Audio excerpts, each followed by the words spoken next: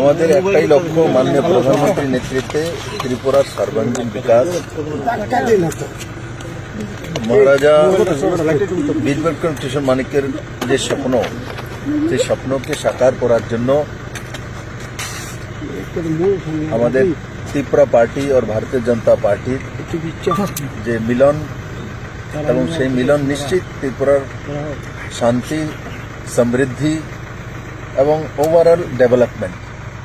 আর সেইটাকে লক্ষ্য রেখে সেটাকে আলটিমেট গোল পয়েন্ট বানিয়ে আমরা কাজ করছি।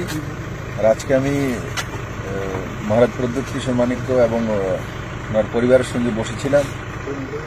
আগামী দিনে রণকৌশল কি হবে, কিভাবে করব, আর কি করা উচিত, আর সর্বোপরি জনতার আশীর্বাদ।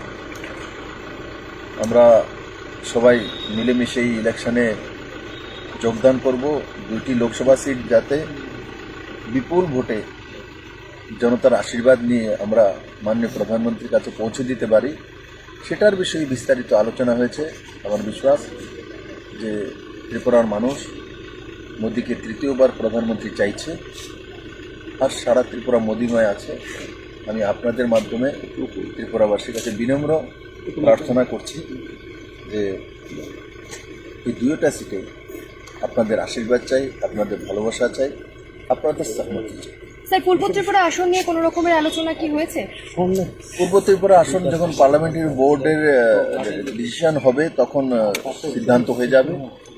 তো আমাদের পার্লামেন্টারি বোর্ড কিছুদিনের মধ্যে হয়ে 2-4 দিনের মধ্যে, আমার যেটা আনুমানিক 2-4 দিনের মধ্যে মাননীয় প্রধানমন্ত্রীকে সময় দিলেই পার্লামেন্টারি বোর্ড দিল্লিতে মিটিং বসবে। আর সেই মিটিংয়ে আমি আশা করি ত্রিপুরা পূর্ব ত্রিপুরা সিট ডিক্লেয়ার হয়ে যাবে।